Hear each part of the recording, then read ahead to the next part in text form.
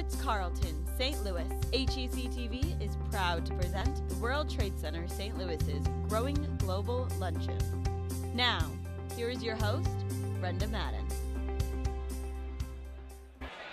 Hello and welcome to HEC-TV's live video streamcast coverage of Growing Global 2017, profiling the region's competitiveness and connections. I'm Brenda Madden, and we are live right now in the majestic main ballroom of the Ritz-Carlton St. Louis and beautiful downtown Clayton. Growing Global is the St. Louis region's premier event for the international business community. The goal of Growing Global 2017 is to examine the impact of the international movement of goods, people, and investments within and affecting our local economy. Good morning, everyone, and welcome to the 2017 Growing Global Luncheon hosted by the World Trade Center St. Louis. My name is Carton Sumner.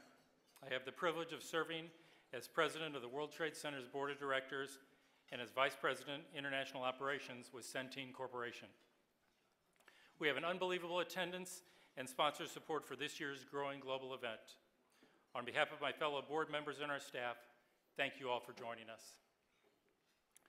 The World Trade Center supports economic, cultural, and educational initiatives of an international nature which benefits St. Louis. Our dedicated team carries out a broad array of initiatives on behalf of civic leaders, which extend from management of the St. Louis Foreign Trade Zone and trade missions promoting the expansion of St. Louis companies, to implementation of our foreign direct investment plan, to the coordination of St. Louis's partnerships with Stuttgart, Germany, St. Louis, Senegal, and 13 other sister cities around the world. Today we profile the global competitiveness and connections of the greater St. Louis region. The international movement of goods, people, and investments have a significant impact on our local economy. We're fortunate to have a distinguished panel of national and international experts to reinforce the importance of St. Louis being globally connected and provide insights on how we can compete most effectively in the 21st century global economy. We'll also present the 2017 St. Louis Export Challenge Awards to 5 very deserving local companies with tremendous new export potential.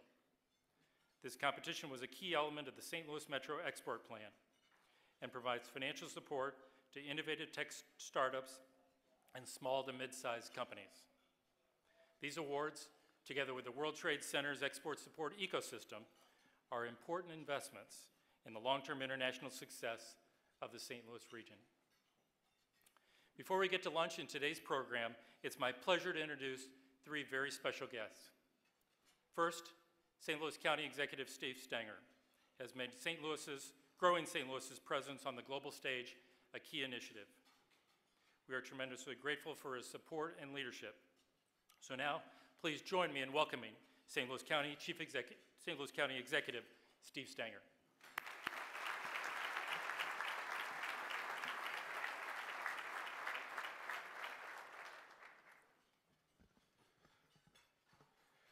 Thank you all very much. It is a pleasure to join all of you this morning for this year's Growing Global Luncheon.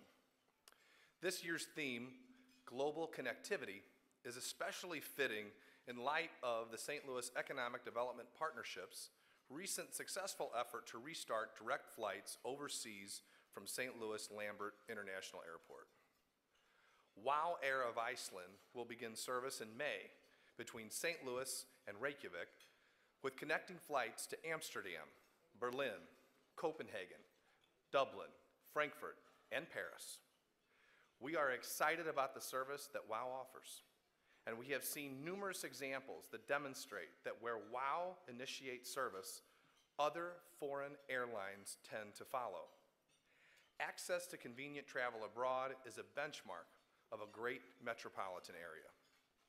It is among the amenities that induce companies to move to a region and to retain those already based here.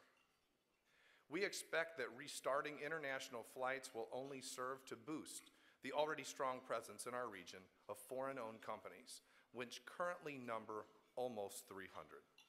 Indeed, St. Louis County is emerging as a key player in the global economy.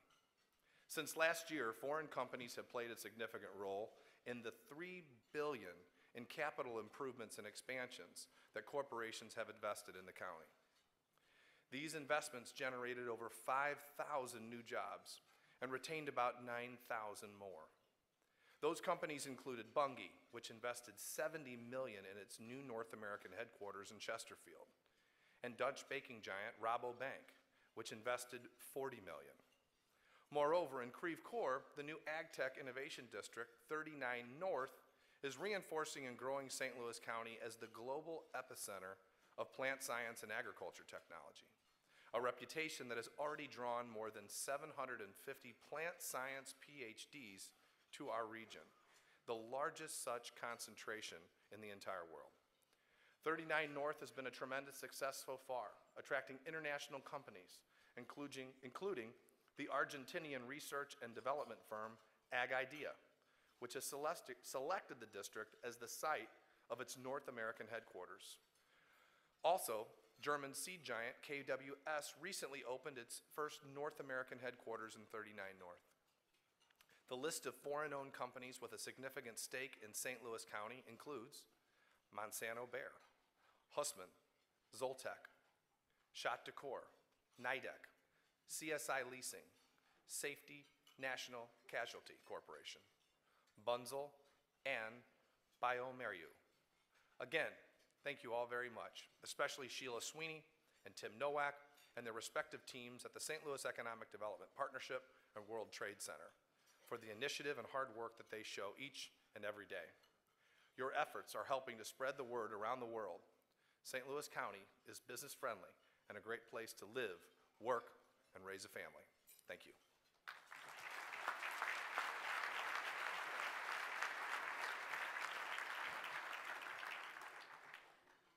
Thank you, County Executive Stenger. St. Louis Mayor Lyda Krewson has been committed to the increased global connectivity of the St. Louis community and its businesses. We are truly grateful for her strong support as well, and for our collective work toward greater global engagement. Ladies and gentlemen, St. Louis Mayor Lyda Krewson.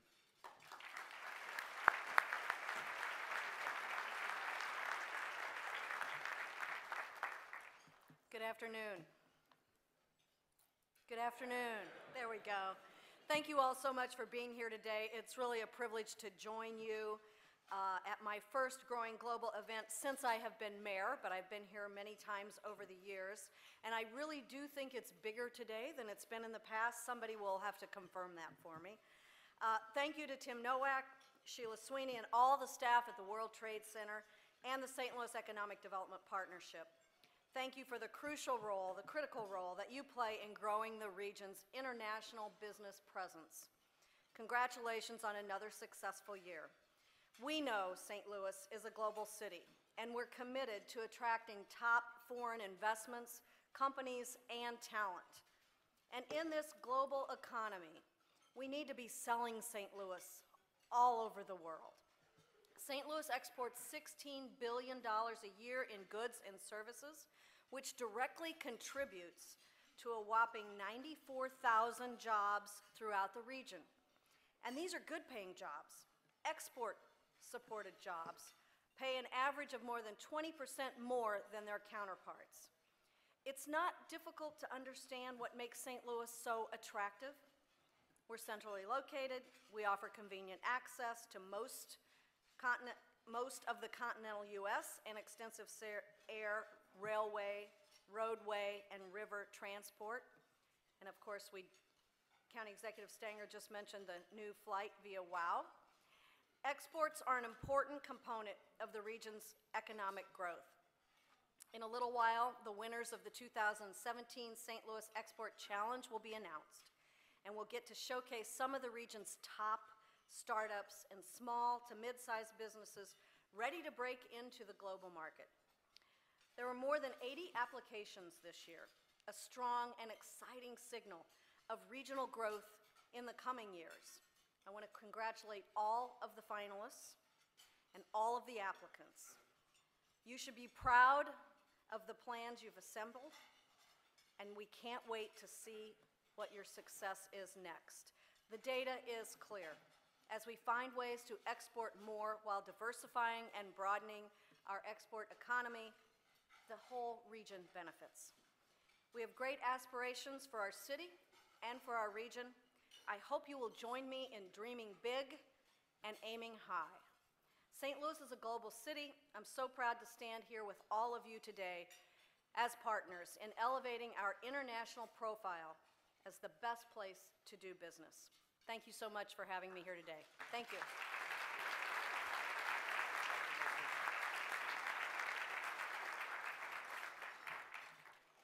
Thank you, Mayor Cruz and County Executive Stenger for your support. This year, we're also thrilled to be joined again by United States Senator Roy Blunt. Senator Blunt has been a longtime supporter of the World Trade Center and a strong advocate for St. Louis and Missouri businesses doing work internationally. I invite Senator Blunt to the podium to share his brief remarks. Please help me welcome Senator Blunt.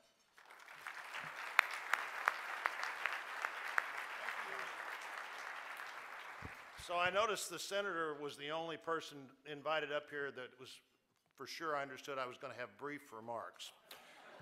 And it's probably a good thing. I would have really accurate predictions about what's going to happen with health care and taxes, but Tim Nowak told me I only had 2 minutes. So I'll talk about trade. And trade is really good for us. It's good for us as a country. The relationships are good for us. The economic loss, for instance, of walking away from TPP is a significant loss, but maybe an even bigger loss is those countries in the Trans-Pacific don't get to develop their economy based on the way we do business as opposed to the way other people do business. Now, trade is particularly good, I think, for where you and I live. Not only are we in the middle of the biggest and most valuable commercial economy in the world, but we have access to the world like nobody else does. What's going to happen in agriculture and food, world food demand is going to double between now and 2050. Even if worst possible things would happen, world food need will double between now and 2060. That means in the next 33 or 43 years, we have to figure out how to do twice as much as we have figured out how to do in the previous 10,000 years. Nobody better positioned to do that. Healthcare is going to be changing in a dramatic way, and who develops the new ways we look at healthcare, who develops the new ways we look at communication is going to benefit in ways I think we really can't anticipate, and we need to take advantage of where we are. Mayor Cruz mentioned the nexus of railway and highway and river.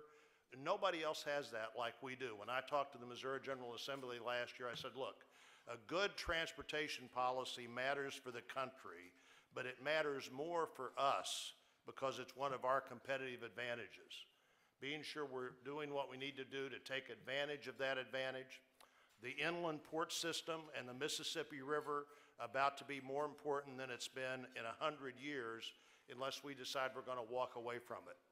You know, the rivers, the highways of commerce on water are the natural advantage that we've always had where we live.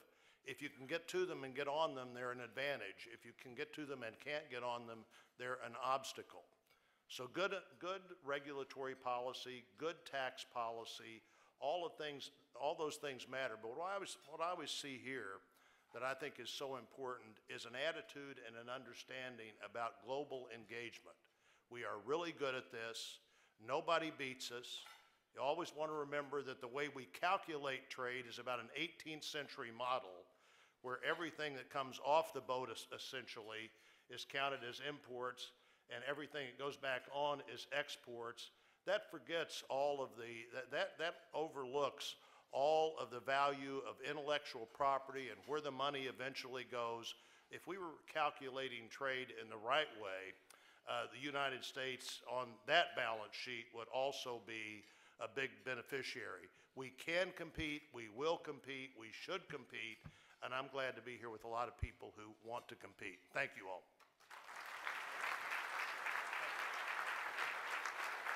The World Trade Center St. Louis is the international office for economic development. Our license here was was brought to St. Louis back in 1993, right at the end of the fall of the Berlin Wall and the opening up of many global markets. Some people called it that second wave of globalization. And leaders here in St. Louis were thinking, how do we compete globally? How do we position St. Louis for that increased movement of goods and people and investments? And so one of the strategies was to offer up an international division, an international set of resources and support for the business community here. There's some 300 World Trade Centers all throughout the globe. The first one, New York City, and that's where the World Trade Center Association is housed. But at the time, not many World Trade Centers were being placed within the local economic development agency. Here, 20 plus years later, we see other cities moving in that direction, but St. Louis was really ahead of the time. And so by putting it within the economic development support that's here within the region, it really elevated our work. It positioned us to be a resource not just for the well-known companies that export, but also, more importantly, the value is sometimes felt even more by some of the small to medium-sized companies that don't have an entire team to throw at the idea of going global. And so it has provided a unique set of resources and skills to the business community here, small and large, to help them compete globally. If you look around the globe, you can find World Trade Centers, find it as a real estate development. Here locally, what we were really keyed in on were the programming. So foreign market research, trade education, hosting of inbound and outbound trade delegations, promoting St. Louis on a global scale. I think St. Louis is still ahead of the curve, and I say that with confidence. We just completed 2 years of work with the Brookings Institute Global Cities Initiative. And the interest from our end was that it was time for St. Louis to research, come around the table, and really define what our international strategies are. And so working with the leadership at the Brookings Institute, with the strong support from JP Morgan Chase Bank, many civic and business, economic development, academic leaders have been working together. Today, we are releasing St. Louis's very first foreign direct investment plan. And so here we are at the conclusion of 2 years of work with outside consultation, with many leaders here looking at what we do here in St. Louis, what we do best, what the businesses here locally are doing to connect globally, and putting our collective energy, our future work around the strategies that are defined here. And so when I say that we're still there, I think we got a lot to be proud of here locally, and we've got a lot to take advantage of. In particular, on the Foreign Direct Investment Plan, the title of this is Planting Seeds for Success, which is an intentional nod to all of the momentum that's going on here locally in the agriculture and agricultural technology community. Some of the more recent foreign direct investment successes that we've had, and this includes the 4th largest plant seed company in the world, based in Einbeck, Germany, choosing St. Louis over a number of other options here in the United States to plant their flag and to set up their North American research headquarters. We've seen success out of India, Israel, Argentina, all in the ag tech space. Companies, earlier stage companies, with an eye towards North America and choosing St. Louis from which to base their operations, including Monsanto and Bunge and the Danforth Plant Science Center and the Ag Tech Accelerator Yield Lab. And now we have an entire innovation district that is being developed out of the leadership of the St. Louis Economic Development Partnership, We have more plant science PhDs located in St. Louis than anywhere in the world. There is a problem to be solved here, world hunger. And I think St. Louis, by many of the organizations, both private, public, not-for-profit, some of whom I've mentioned here, this is where that problem is being researched and solved. And if you want to be a part of it, if you want to connect, this is the place to do it. And we can lay claim that this is the right location for companies from all around the globe who want to enter this market. This is the place to do their business. And it doesn't stop there. It starts there. We call it the tip of the spear. There's a concentration in the animal food, Nestle Purina and Real Canine and Novus International and others. You got to lead with something. That's what we can lead with. That is a competitive advantage that St. Louis has over almost any other market. When we talk about, is St. Louis still there? Yeah, we're even more so. We're connected and we are connecting. For St. Louis to compete in this 21st century global economy, it's about people, goods, and investments. And all three have to be recognized as important pieces of that. We have to be an attractor of global talent. And when we launched the St. Louis Mosaic project, back a number of years ago, the World Trade Center received a grant from the Kemper Foundation. We hired a professor out of St. Louis University to do the very first economic impact of immigration on St. Louis. And through that study and through the support of many organizations and leaders around the region, over the last couple of years have seen the Mosaic project capture the attention and the interest of many here locally. And that's the people piece. So it's the goods, people, and investments. And all three of those have to come together. In the short term, so from the Foreign Direct Investment Plan, there are a lot of big ideas that we're unveiling here.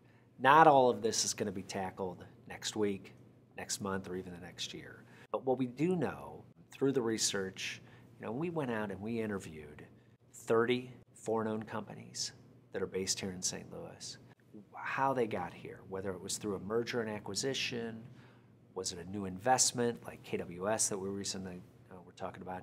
So we met with a number of foreign-owned companies from all around the globe in many different industries based here in St. Louis. And a number of things jumped out, not the least of which is we've got to connect with these companies and with the home office in a very intentional way so that when management is brought to St. Louis, how do we connect? When a company has made an investment in our region, how are we then connecting with that company to better understand the unique needs of a foreign-owned company, to better understand and connect the people and their families, the trailing spouse, so that when decisions are made globally for new investment, that St. Louis is right there at the top of the list. There's a tremendous amount of data through organizations like Offi, which is the Organization for International Investment. Foreign-owned companies invest into R&D at a higher percentage, pay their employees significantly higher wages in some industries.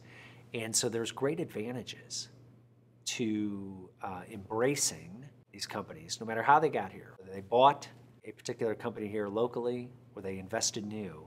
There's more than 200 foreign-owned companies that are already here in our own backyard. This isn't just about getting out and reaching out and selling St. Louis globally. It is, that's part of it. But there's also a lot of work that can be done in cultivating those relationships with the foreign companies that are already here. The export challenge. So I mentioned that our 2 years of work with Brookings started with export. And when we first brought the group around the table to say, okay, how are we going to do this? How do we get out of the gate here in developing an export plan? We went out and we surveyed more than 700 companies within the region on do they export? How did they find their customers? Where are they selling? just a whole list of information that we were trying to gather. In addition to that surveying, we met with and interviewed more than 40 or 50 companies here, exporters. And one of the consistent themes that kept coming back, and we did a couple of roundtables with the help of Arch Grants and T-Rex and Cortex to meet with some of the earlier stage companies. And as we were going through this, we came to better appreciate the fact that companies are going global. They're exporting much earlier than they ever have before. And a lot of it is the advancement of technology, the reduction of barriers. That advancement of technology, we heard comments such as, I'm going straight to Europe. I'm not even starting here in the United States. I'm selling into Europe. And so yet another phrase, the Born Global company, really the idea that companies are born global now, they go global, they go international much faster than they ever have before. And so 2 years ago, I sat down with Tom Hillman, Tom who is a very successful entrepreneur here in St. Louis, also the founder of Lewis and Clark Ventures. I sat down with Tom and I said, this is what we're seeing out of this? Are we off base here? And he said, no, absolutely not. And Tom agreed to keynote this particular luncheon, Growing Global, 2 years ago, and we titled it Born Global. And given our robust entrepreneurial ecosystem in St. Louis, given all of the momentum that's going on here in early stage companies, we made a key piece of this export plan, the idea that we're going to connect with early stage companies and we're going to help them with their plans to go global. And so when we unveiled the plan, we also pitched J.P. Morgan Chase to invest in St. Louis's very first ever export challenge. And so not only were we going to be sitting down with these companies and looking at their business plans and helping them take advantage of international opportunities, we were going to invest in it. J.P. Morgan invested $125,000 into the St. Louis Export Challenge. And here today at Growing Global, we are going to be announcing the 2017 winners, and we're going to be giving away another $60,000 in cash plus in-kind services, and that in-kind service is foreign market research, a scholarship into our Chancellor's Certificate, an international trade and export development program that we developed with the University of Missouri St. Louis, and other support from the export ecosystem. And so that's state and federal partners of ours who regularly work with companies here to help them succeed on this. We want to see them succeed on their vision of going global. And at the end of the day, we want to see real new exports come from this. When you look at economic development, there's a better appreciation now more than ever for the role that business expansion plays in that, not just the attraction, but the expansion.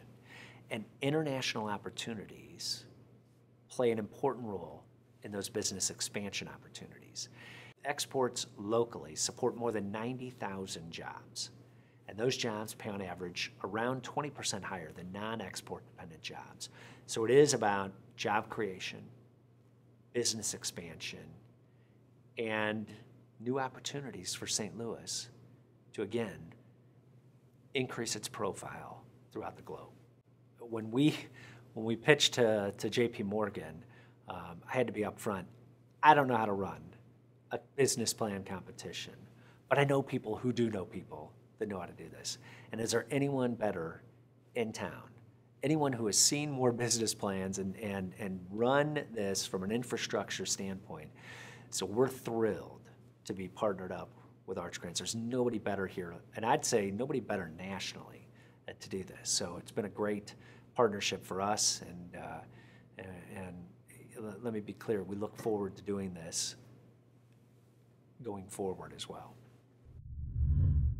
Well, we haven't accomplished it yet, but one of the other, I alluded to our role in hosting inbound foreign delegations, and from time to time taking outbound delegations. And we do that. We do it maybe once a year, and so we're very selective. When you look at it, we call it market prioritization. You know, where are we going to leverage our resources and our businesses to go abroad?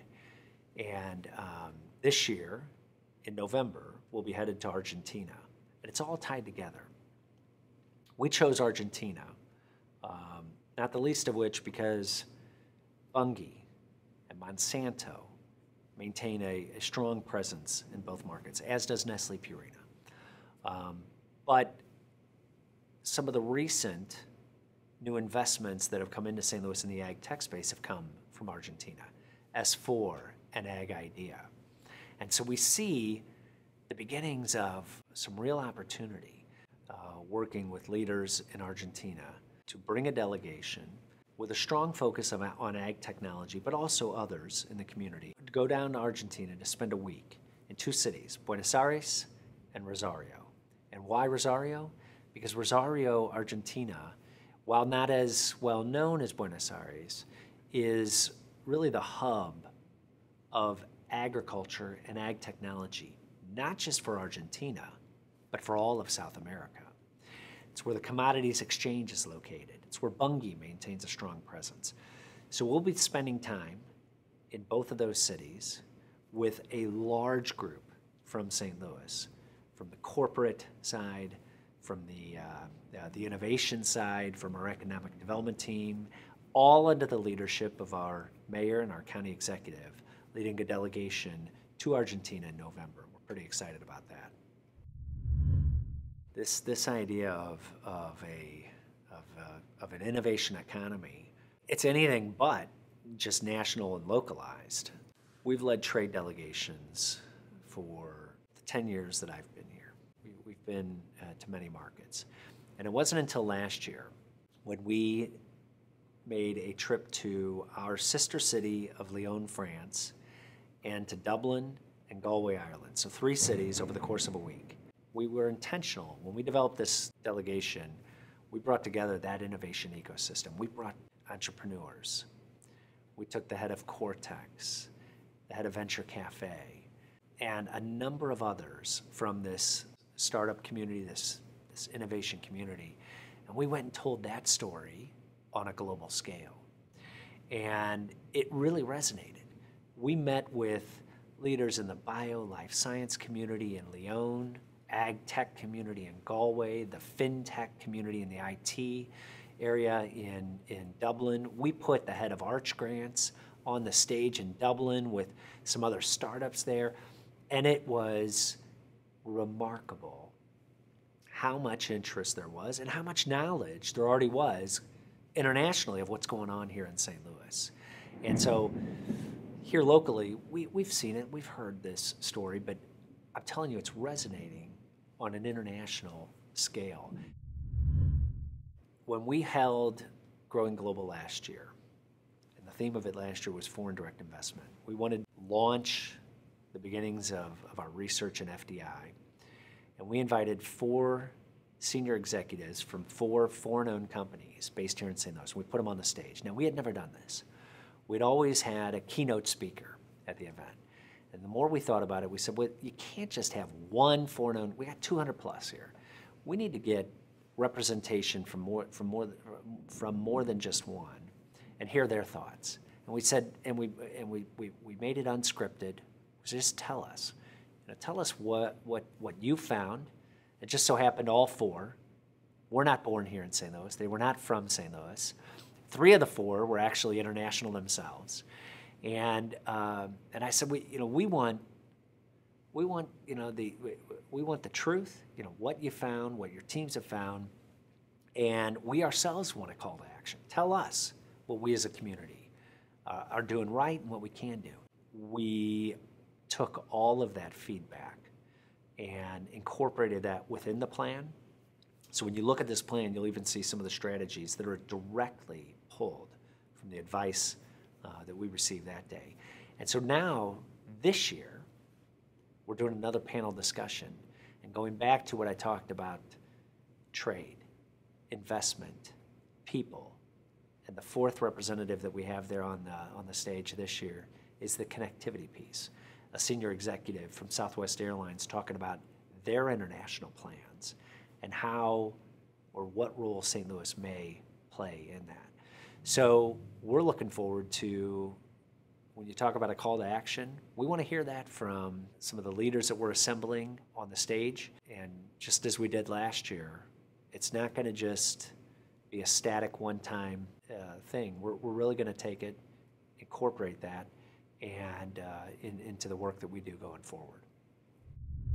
For me to be here again, this is apparently my 12th year as MC of Growing Global. I lose track, but they assure me that it's 12 years.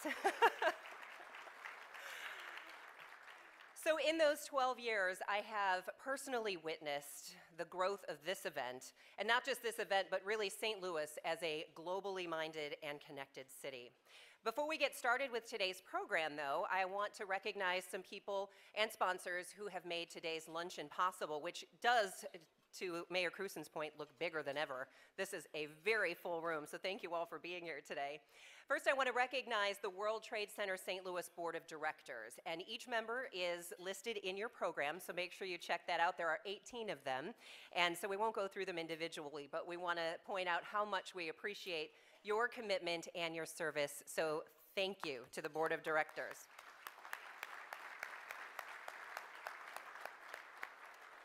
I'd also like to take a moment to recognize that in addition to our honored speakers here today, we have a number of people with us today that we would like to recognize, including Kit Bond, retired United States Senator, Steve Ellman, St. Charles County Executive. Not sure which table Steve is at. We have Attilio Berardi, Consul General of Argentina to the United States. Pat Dolan, St. Louis County Council. Mark Harder, St. Louis County Council. And representatives from the St. Louis Honorary Consul Corps. So a round of applause for all of them. Thank you for being here. Now, this year, the World Trade Center St. Louis is very grateful for the support of leading companies that lend their name and their resources every year to make this better and better, and to further the mission of the World Trade Center St. Louis. So this year, Growing Global sponsors include our global sponsor, Southwest Airlines, our international level sponsors, America's Central Port, Arch Grants, bioMérieux, BKD, Brian Cave, Burns and McDonnell, Centene, Edward Jones, and Emerson. Thank you to all of you. Also, HEC TV, JP Morgan Chase, MasterCard, Midwest Cargo Hub Commission, Mizzou, the University of Missouri, Columbia, Monsanto, Nestle Purina, Spire, St. Louis Economic Development Partnership, and the Boeing Company. Thank you very much. Our domestic level sponsors this year include AAA Translation, ACI Plastics, Bi-State Development, Kit Bond Strategies, Missouri Department of Economic Development, Nidec Motor Corporation, Novus International, Polsinelli, St. Louis University, the St. Louis Regional Chamber, United Technologies, and Webster University.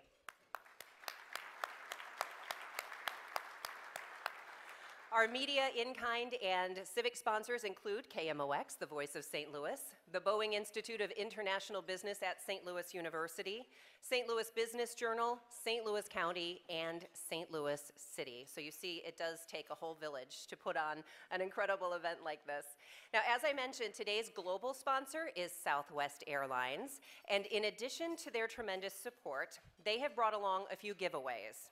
So those of you last year remember what the giveaways might have been. This is pretty amazing. We have 10 round-trip tickets to give away. I know, exciting, right? You are now free to fly about the country. So here's what we're going to do. In this room, at your table, when you sat down, you should have gotten one of these. So find that right now. Hopefully you still have it nearby. And once you pick it up, turn to page 23. And if you one of the special logos. It should be quite evident what it looks like. Is it a Southwest sticker? Okay, I was going to show you mine, but I don't have a logo. If you have a Southwest sticker on page 23, jump up and for joy so we can all see you. All right. Make sure you just keep your hand raised so that we can make sure that we get you your round trip tickets.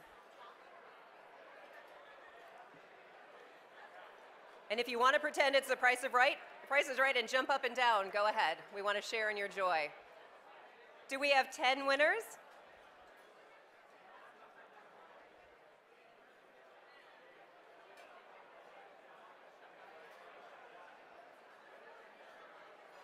All right, the envelopes are being handed out. Congratulations. If you did have a sticker and you did not get your envelope, make sure you keep your hand up because I see a few more being handed out there. Anyway, if you know someone who won, just be really nice to them and buy them dessert. They may take you with them. All right, so thank you again. A big thank you to Southwest Airlines for their tremendous support of this organization and the ever-important connectivity that Southwest provides the business community in St. Louis on a daily basis. We have many, many more people who have helped contribute to today's event and today's success. All of the sponsors are identified in your program. The World Trade Center and everyone at Growing Global say thank you very much for your support and for being here today. It is now my pleasure to introduce to you the Executive Director of the World Trade Center St. Louis. Would you please give a warm welcome to Mr. Tim Nowak.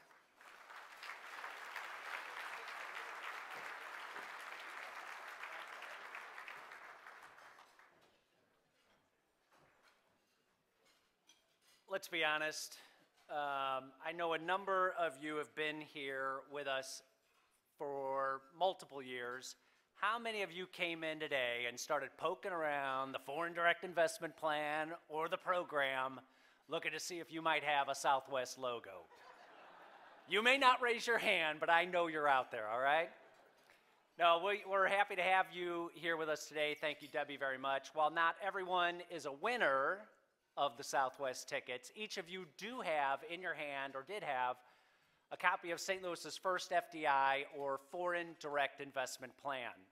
Take it home, read it. We welcome your thoughts, we welcome your input, and your all-important support. Led by the St. Louis Economic Development Partnership, this plan is the result of our work with the Brookings Institute and their Global Cities Initiative, and many other partner organizations throughout this region. Participation in the global economy is essential for the long-term economic health of any community, including St. Louis. Annually, there is $2 trillion worth of foreign investment moving throughout the globe. In St. Louis, 50,000 jobs, or about 5% of our private employment, are supported by nearly 300 foreign-owned companies from 30 different countries. FDI is attractive for many reasons. Foreign-owned companies pay 24% more than the economy-wide average. Foreign investment enables the transfer of technology and human capital development, and it contributes significantly to the growth of new tax revenues. The data is compelling. Communities that encourage foreign investment create more jobs and economic activity than those that don't. But global companies today have an unparalleled variety of options in choosing where to invest. St. Louis has several key strengths that offer true potential for increasing inbound investment. Thriving biotechnology, healthcare, and financial services sectors, active incubators and accelerators, a growing logistics sector that leverages our central location, and advanced manufacturing built on a tradition of engineering excellence. While each of these sectors offer great potential, St. Louis's clear and distinct competitive advantage is in plant science, agriculture, and food technology. The presence of the Donald Danforth Plant Science Center, Monsanto, and the surrounding infrastructure and scientists in the recently announced 39 North Innovation District establishes St. Louis as the global epicenter for ag tech innovation. Call it a compelling global identity. Cities must establish an appealing global identity and relevance in international markets, not only to sell the city, but also to shape and build the region around a common purpose. St. Louis is shaping its global identity by working and solving a global problem, world food security. As St. Louis's global profile is raised, and as more investors are exposed to the region's strengths and advantages, opportunities to attract foreign investment into all sectors of the economy will flourish. So how do we get there? First, attracting global investment requires a truly collaborative effort of a wide range of individuals and organizations. This cannot be done by one organization alone. Under the direction of the partnership, we will organize our work to identify, recruit, support, and nurture international investors and companies from initial interest through the decision-making process. We're acting on that support already. As part of our research, when we were interviewing foreign-owned companies based in St. Louis, time and again, we heard the same barrier to future investment: direct international air connectivity. The recently established International Air Marketing Fund is a result of this feedback. And as you heard from County Executive Stenger, it's already bearing fruit. Second, we must ensure a robust talent pool prepared for key growth sectors, including ag technology and biosciences. The region is home to world-class institutions that attract a large number of high-potential students from all over the globe. Finding ways to retain more of this talent in the global economy will be essential to our success. There's also another layer to this that I think Derek Bartlum articulated so well at last year's Growing Global. Derek is head of research for the German plant breeding company KWS. And as Derek said, when we talk about globalization and innovation, it's really the diversity as well. It's not just globalization for the business of the organization. As a research institution, we ask, where does new innovation and where do new ideas and new directions come from? It comes from bringing people together from different backgrounds, different educations, and different experiences. This indeed defines the diverse talent required in a global economy. Third, global companies want to feel welcomed and integrated into their communities. According to a recent report by the Organization for International Investment, the vast majority of new jobs and investment emerge from global companies already located in the community. We will foster connections between regional assets and international business interests to enhance this ongoing investment. To do this, the WTC and the Mosaic project are leading the creation of a process-oriented aftercare program. This program will serve as a model to facilitate the assimilation of international employees and their families into the region and accelerate those valuable introductions to local business practices and support. Finally, we will promote our global leadership profile as a center for innovation, excellence, and global fluency. Companies seeking to expand into North America need to know about St. Louis and our advantages. We will accomplish this collaboratively via the internet and other communication tools. We will also do this in person in priority international markets. In November, we're doing just that. Mayor Cruson and County Executive Stenger will lead a delegation of 38 local leaders, including strong representation from our ag tech sector, to reinforce St. Louis's global identity in Argentina. Currently, there exists a number of important connections. Ag leaders Monsanto and Bunge maintain a strong presence in St. Louis and Argentina. Local Ag Tech Accelerator, the Yield Lab, is launching their next global base of operations in Argentina. And several recent foreign investments into St. Louis, including S4 and Ag Idea, are from Argentina. By leading this delegation, we intend to leverage this momentum and develop new connections economically through trade and investment with a particular focus on what we do best. Here's a sneak peek at part of the story that we will be telling. Take a look.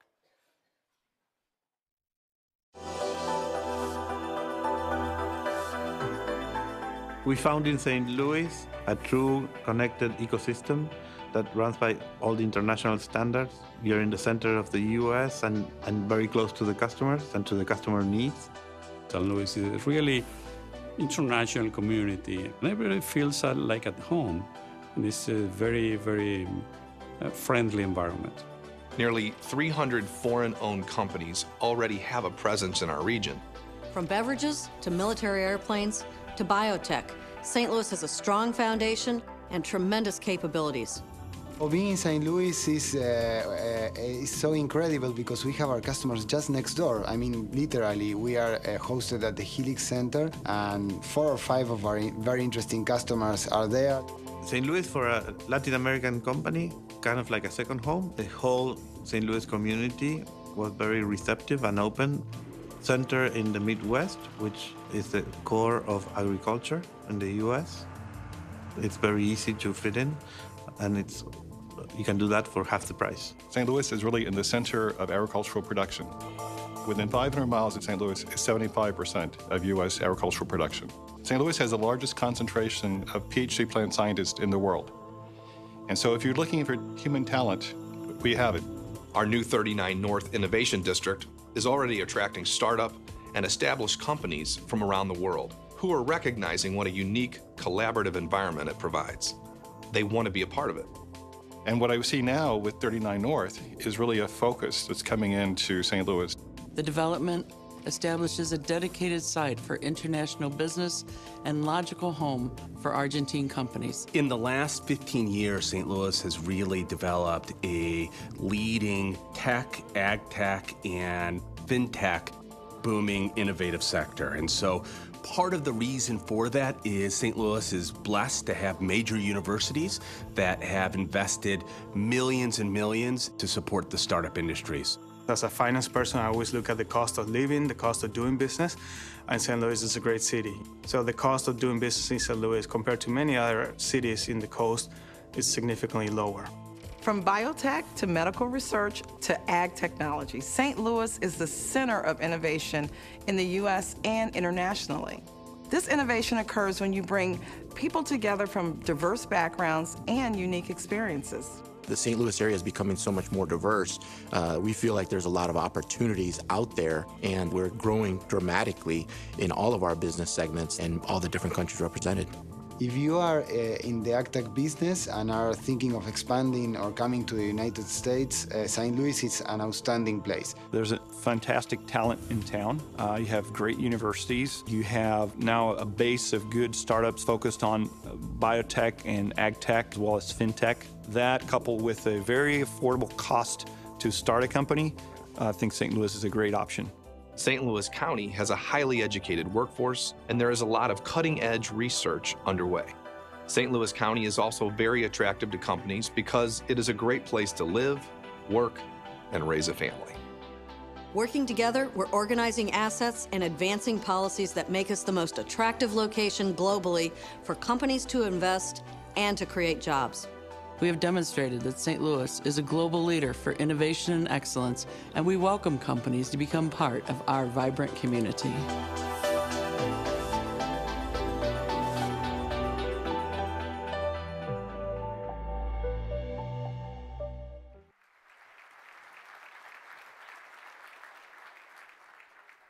All right, thank you to Tim, and what a great video. It really gives you a great snapshot of all the great stuff that's happening in our community, and thank you to Avatar Studios for producing that video.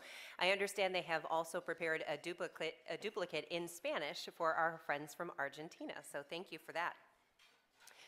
Well, in 2015, St. Louis was named the prestigious Brookings Institution Global Cities Initiative. It was named to that. And as a result of this work, the World Trade Center unveiled the Metro Export Plan and JP Morgan Chase's $125,000 investment to launch St. Louis's first ever Export Challenge.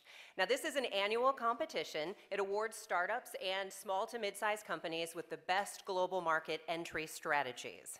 Now, beyond the prize money, which is great, each of the 15 finalists, which are located on page 2 of your program, receives one-on-one export mentor support, that's export mentor support, foreign market research, and a full-paid scholarship to the online Chancellor Certificate in International Trade program with the University of Missouri St. Louis. So it is really special, and this year the World Trade Center partnered with the region's most experienced organization in running a global competition. Many of you may be familiar with St. Louis-based Arch Grants. Now, joining us today to announce the 2017 St. Louis Export Challenge winners is Arch Grants Executive Director, Emily Loza Bush. Emily?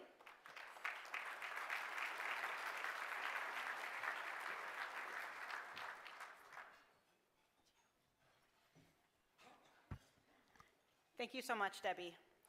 First, let me just say that it has been such an honor for Arch Grants to partner with the brilliant leadership at the World Trade Center St. Louis, the St. Louis Economic Development Partnership, and JP Morgan Chase to facilitate this competition. As many of you know, our purpose at Arch Grants is to build the St. Louis economy of the future by attracting and retaining entrepreneurs who in turn grow their companies, create good jobs, and reinvest in the future of St. Louis. So for us, this partnership was a perfect fit. We were honored to use our expertise and our experience in administering and running competitions to help the St. Louis Export Challenge award and support companies that not only help build the St. Louis economy, but that also strengthen our position on a global map.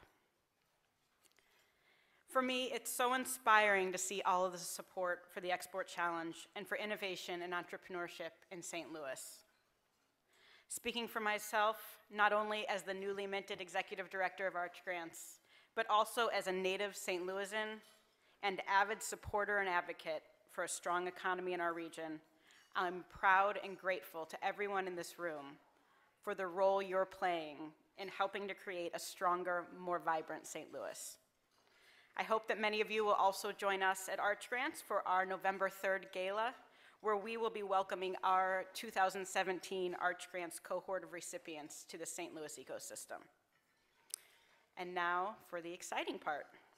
I'd love to invite Tim Nowak, Executive Director at the World Trade Center St. Louis, Carton Sumner of 17 Corporation, and Craig Horstman from JP Morgan Chase to the stage for the presentation of the awards.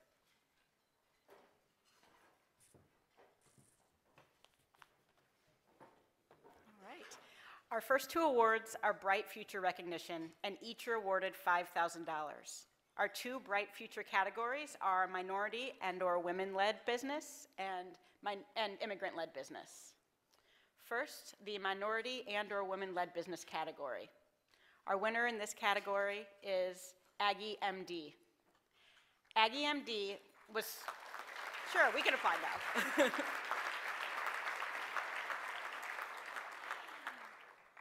Aggie MD was started by Dr. Agnes Scoville, a mom, a doctor, and a veteran. She was inspired to create an over-the-counter infant health brand after discovering the lack of effective products on the market when she had her own baby. Aggie MD addresses common infant illnesses with smarter home solutions. Aggie MD is already in 7 countries. With this prize money and World Trade Center support, the company plans to expand to Brazil and Europe later this year. Accepting the award today and the $5,000 check is Aggie MD's founder and president, Dr. Agnes Scoville.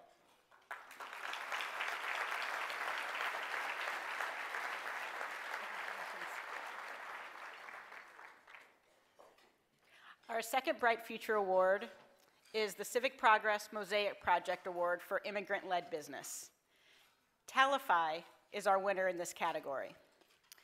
Talify is a cloud-based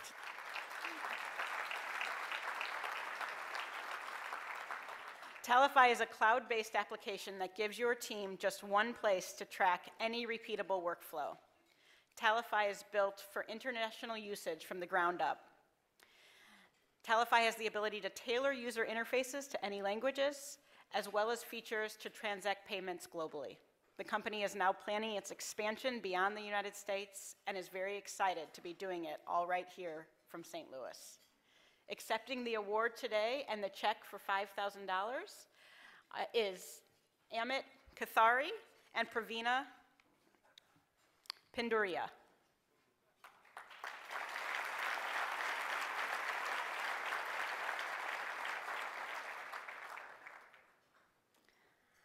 All right, and now on to the remaining Export Challenge Awards. So in third place, our winner here is Halcyon Shades.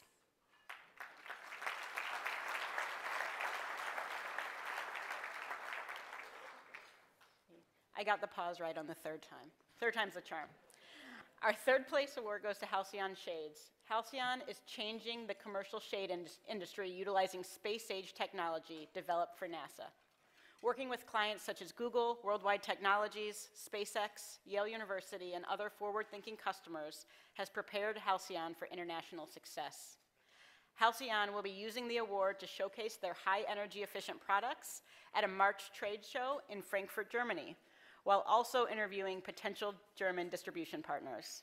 Accepting the third place award today and the check for $10,000 is Richard Gellner.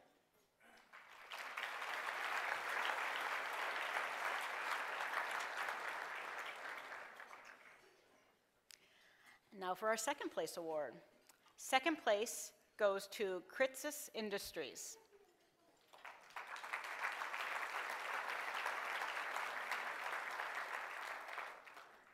Kritsis is a third-generation family-owned company who has been manufacturing all American-made goop cleaning products in the same St. Louis facility since the 1940s.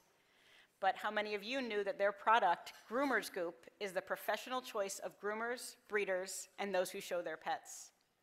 Groomer's Goop is currently represented in markets across Europe and Asia, and with this award, Kritsis will expand the brand into South America with new product offerings and country-specific marketing strategies. Accepting the second place award today and the check for $15,000 is Logan Howell.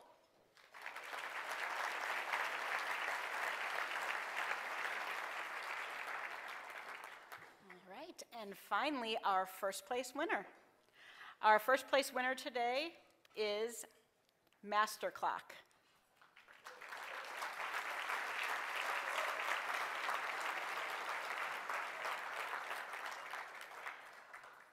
Master Clock's time synchronization devices do everything from ensuring smooth programming transitions for broadcasting studios to helping astronauts with timely liftoffs. Since 1994, their product portfolio of master clocks, time servers, count controllers, and digital displays have been trusted to support mission-critical applications in the US and now around the globe. Master Clock installed their timing systems in the stadiums hosting the 2014 FIFA World Cup in Brazil, and they now have their sights set on additional global markets. As the team likes to say, time is global, and so are we. Accepting the first place award and check for $25,000 is John and Mary Clark.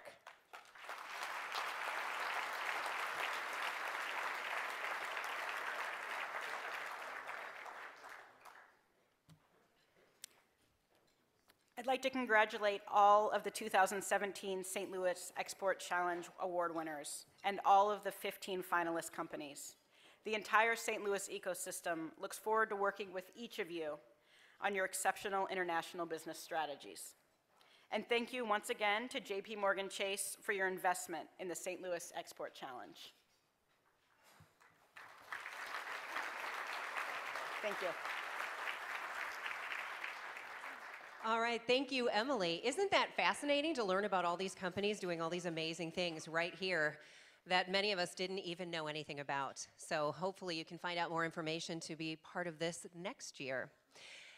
We now have a very interesting part of the program for you where we're going to learn even more interesting things. I would like to invite today's featured panelists to join me here on stage and take a seat on the stools.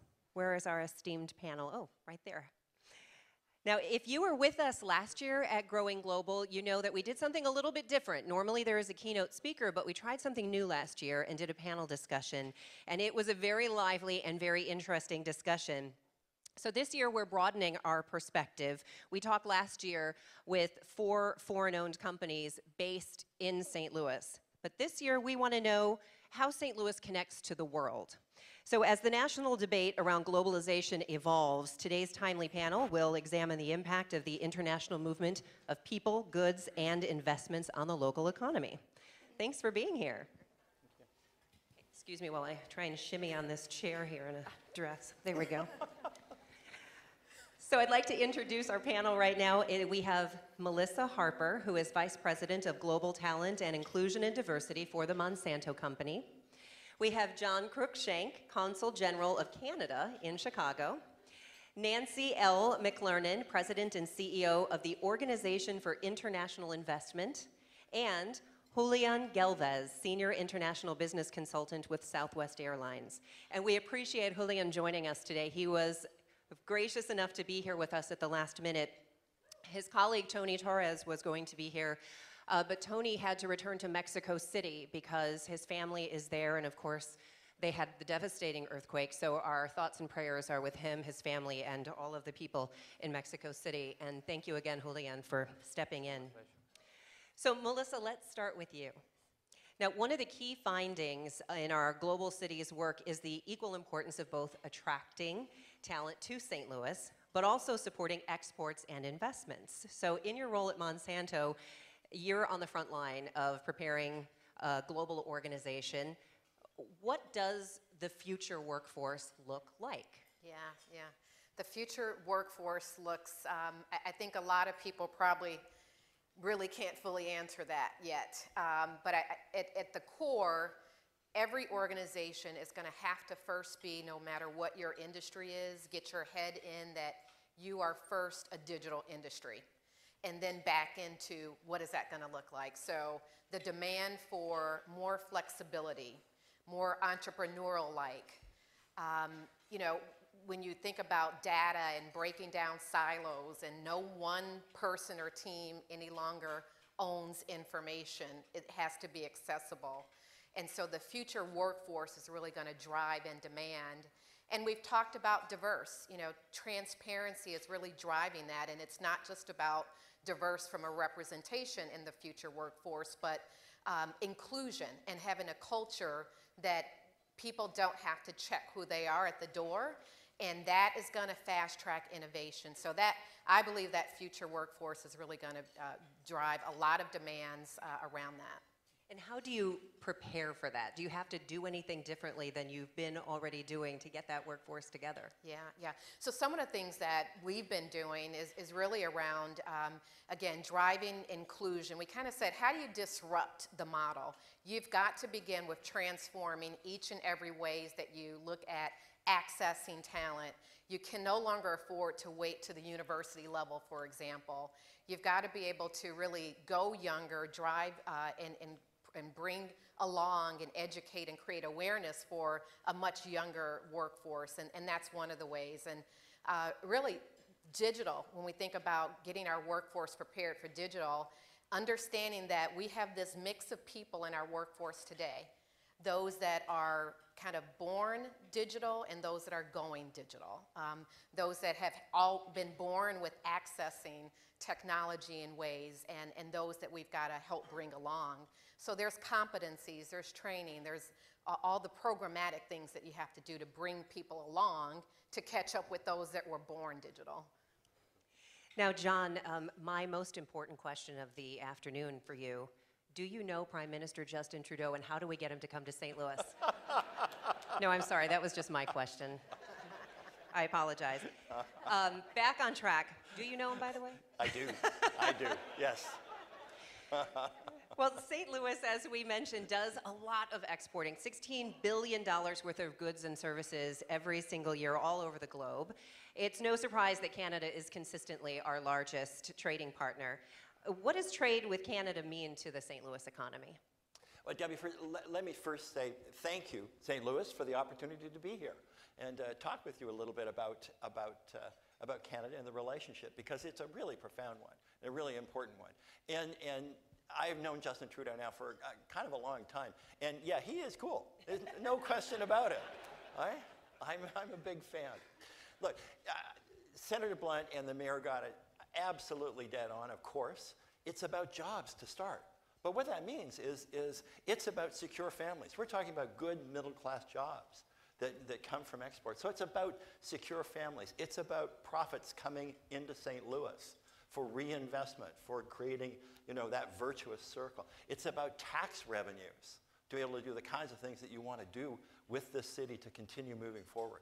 But just the point about Canada, it is a little bit different because it's so huge with Missouri and with St. Louis. I mean, the trade to Canada, Canada as a market, it's number one, and it's bigger than the next 5 combined. Right? So it's really a profound start. Your trade with Canada underlines and underpins, all of the exporting that you do. It means you've got scale. And what that means in turn is you can create efficiencies that allow you first to deliver better prices and better products here to St. Louis, to Missouri. But then secondly, it gives you that opportunity to be really, really efficient and to compete in the best possible way in the rest of the world. So that's terrific. I mean, that works really, really well. But the other thing about being close to Canada is this is the market that looks most like you, right? This is the market where you're going to be most comfortable. And so many of the great companies here in St. Louis who have started here, they found Canada as the first place to go. It's the sort of starter kit for somebody who wants to be an exporter. And I think that's one of the really, really important things about this relationship. Because you can literally keep the training wheels on, go to Canada, and you're going to take off. All right, thank you, John. Nancy, our research has showed we have quite a number of foreign-owned companies located in the St. Louis area, 200 or more, which is very impressive. But can you share some perspective on what that investment means to our local economy? Because often people focus on companies that are locally owned. But what does it mean when it's a foreign-owned company investing in St. Louis? Yeah, thank you, Debbie, and it is a pleasure to be here. My organization represents close to 200 foreign companies in the United States. We started in 1990 when there was a concern about foreign companies investing in the U.S. and buying up of America. And I am thrilled to be here today at the launch of St. Louis's foreign direct investment attraction efforts to really step up those efforts. And even though the area here has done well, and there were some statistics that were pointed out at the start that foreign-owned companies pay about 24% higher wages, higher compensation than the private sector overall, but actually in Missouri, it's 49% higher. And the types of jobs that these companies, I mean, picking up what John said, the types of companies are really good good companies and good jobs, paying higher wages.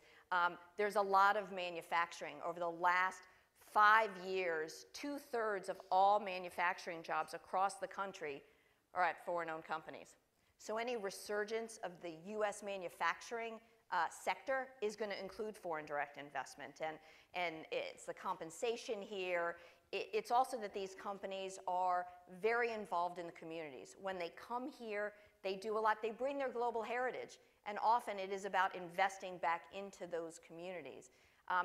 But across the world, we do have to step up our efforts because the U.S. has lost its share of foreign direct investment. In 2000, the U.S. attracted 37% of the world's foreign direct investment, and as of last year, it was only about 22%. So applauds to St. Louis for really trying to focus in on how to bring more of these companies to the area.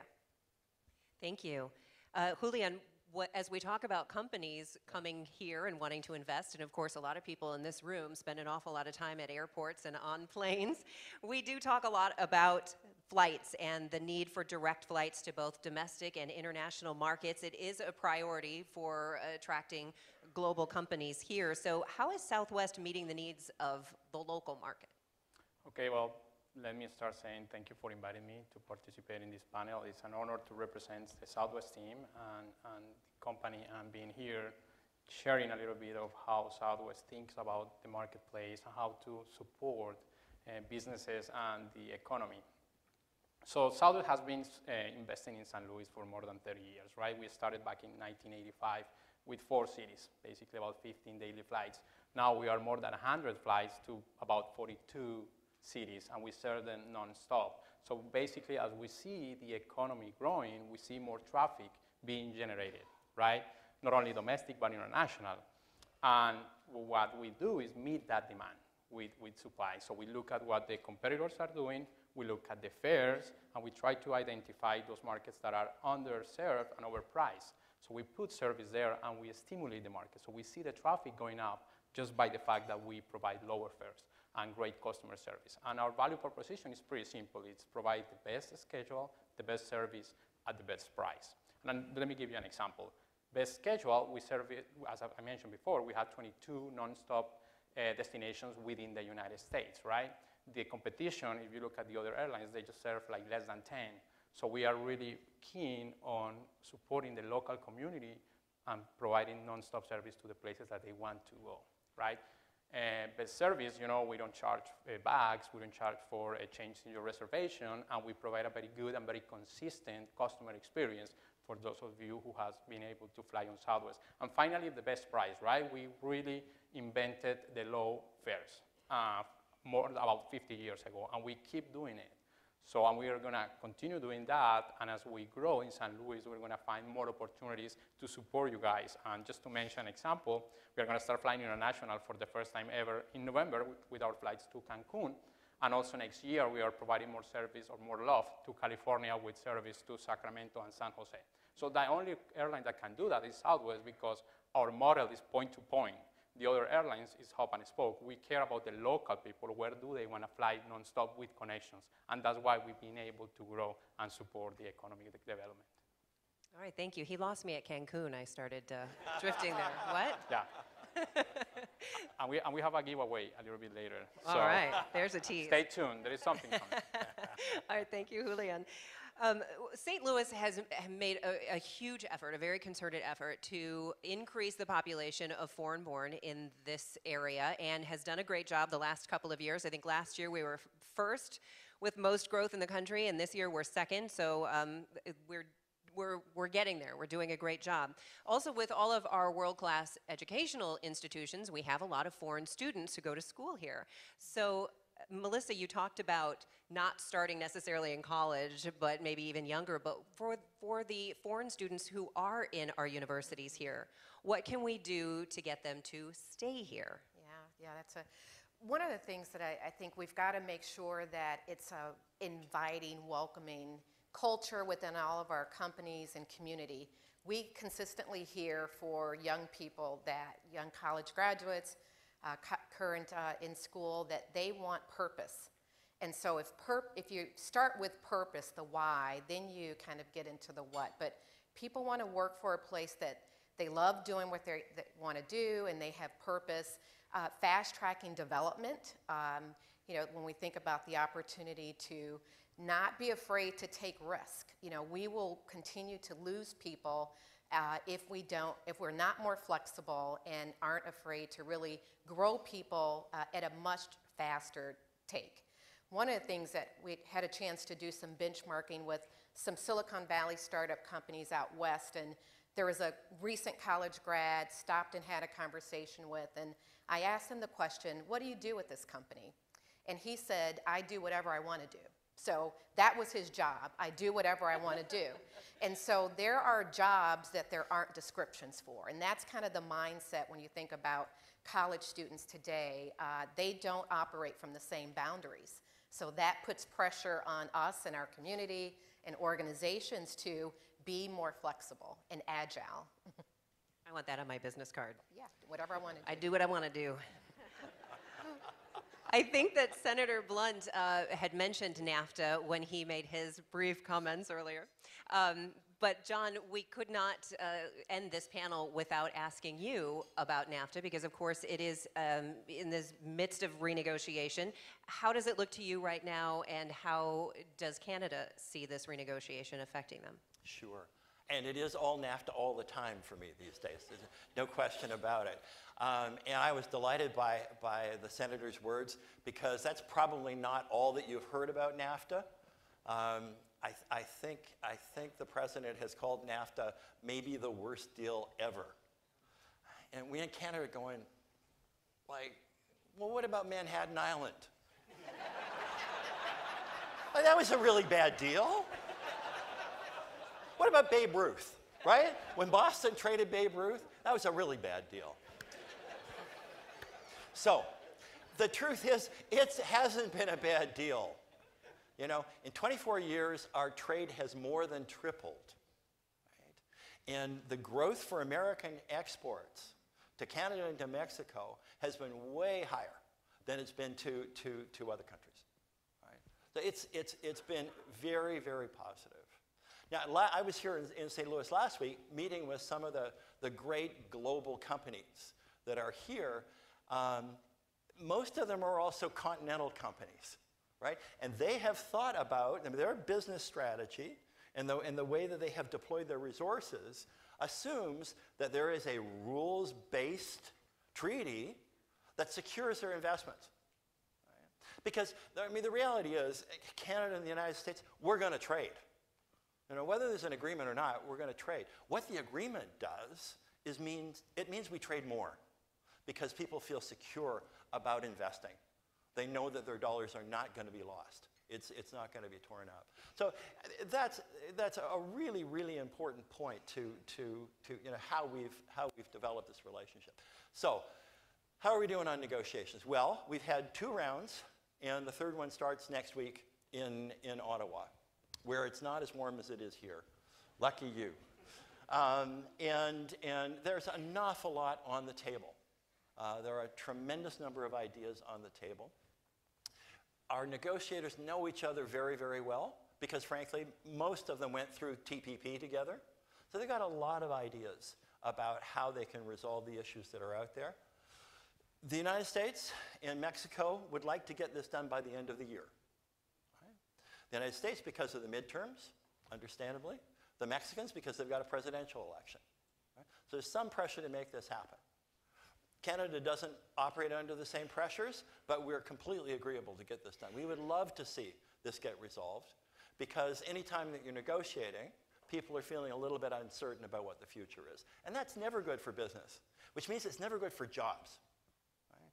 So we're hopeful. There's a lot to do. But there is time if there's will. And that's the key issue today. Is there will to make a deal that will be better for everybody? All right, thanks, John. Tim in his comments mentioned aftercare, so I think for people with young kids in the audience, we think of aftercare as something completely different than I think what we're referring to today. So Nancy, let me ask you, because your office recently released a report on understanding aftercare and the importance of connecting foreign investments with the local community. So first of all, what is aftercare in the sense that you're referring to it, and how would we begin to develop a similar program or something like it here in St. Louis? Thanks, Debbie. Actually, before we shift to that, just picking up on the NAFTA comment, you know, we always think of these trade agreements in terms of imports and exports. But trade agreements also incentivize that cross-border investment, which really rivals that of trade. I mean, we've had many of our companies who are concerned that the U.S. has had this stalled trade agenda and have actually done more investments in Mexico because Mexico has more trade agreements with the rest of the world. So there's a message that global companies want to be in countries that are globally engaged. And even though these negotiations happen outside of the US or sort of at the national, international level, you can get engaged here. You can let your members of Congress know that you get it, that you understand the value of global connection. So I just couldn't leave trade agreements without making that plug. On aftercare, it's about once a company is here, what do? Right? You don't just work to get them here, especially with foreign-based companies, work them into the community. Tim mentioned a statistic that we've seen that 70% of all foreign direct investment comes from existing customers. So if you look at Samsung's recent announcement in South Carolina, they had operations there, but now they've made a big announcement to build washing machines there. Toyota had operations in Texas. They were building some trucks there, and now they've moved their US headquarters there. So the foreign companies that are already here, those are the ones that you should be engaging with. Definitely good to go out and beat the international bushes and bring in more, but if 70% comes from existing customers, bring those people onto advisory boards. Sometimes they can be shy. They won't necessarily reach out and look to be a part of things, but create advisory groups that solicit their views as well.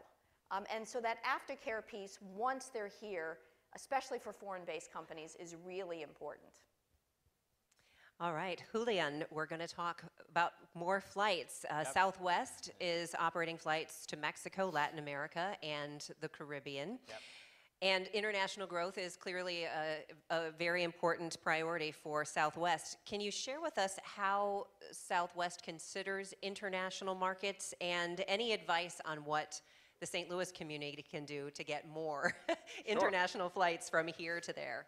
Yeah, well, Southwest starts flying international just 3 years ago, actually, 2014. So we are pretty new compared to the other big airlines. So we are kind of learning about the trends, about traffic, about how people are moving in the different cities to be able to identify those cities that we want to fly. So right now we have a big operation of international flights in Houston, in Fort Lauderdale, in Baltimore, in Chicago, and right now we are starting to see the opportunity here in St. Louis, so that's why we are adding Cancun. But the main factors that we look for international expansion, one of the most important, John was talking about this, is the connectivity, the business interactions, the business organic relationships between communities. So for us, it's important to review the infrastructure, particularly the airport infrastructure and the hotel infrastructure, because for us, it's important that people have a good experience where they're going to fly and where they're going to stay.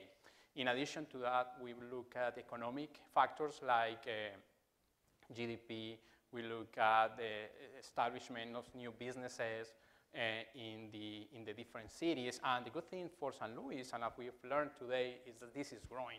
A lot of small, medium, and big companies believing in the state, believing in the city, and building up factories or bringing the headquarters or employing more people. So for us, that's the factors that make us think, okay, there is an opportunity in the future. And just mentioning Canada, as John was saying, I think we see a lot of synergies there too. And even though we don't fly to Canada today, we are becoming prepared to attend those kind of opportunities in the future. So we are going to start in cities that we already fly, more like the leisure, the vacation type. But as we see the business synergies with communities like St. Louis and Canada or Mexico, which is important, that's when we are going to see some of those growth in the future as we get ready to expand.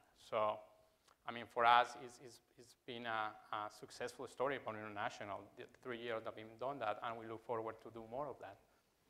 All right, terrific. Well, thank you very much, Julian Galvez, Nancy McLernan, John Cruikshank, and Melissa Harper for being on our panel of experts today.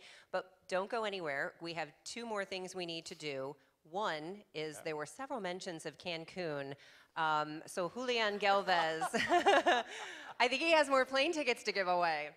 Yeah, so in the program, you go back to your program. In the last page, if you see a Southwest Airlines business card, please raise your hand because you almost get, or you are going to get 2 round-trip tickets in the first flight from St. Louis to Cancun in November.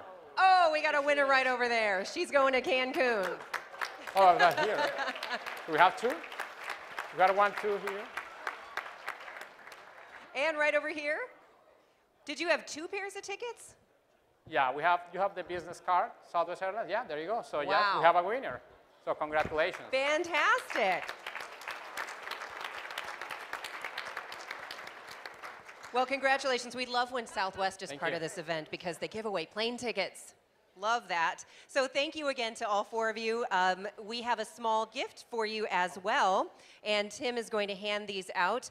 These are really very cool. They're glass bowls from Third Degree Glass Factory that were specially made in the unique colors of your respective companies, and in the case of John, the colors of Canada.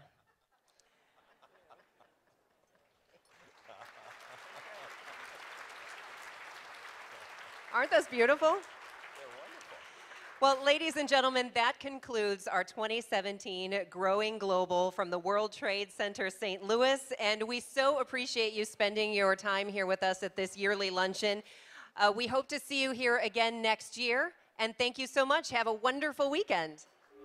Thank you so much for joining us for HEC TV's live streamcast coverage of Growing Global 2017. I'm Brenda Madden. Thank you for joining us.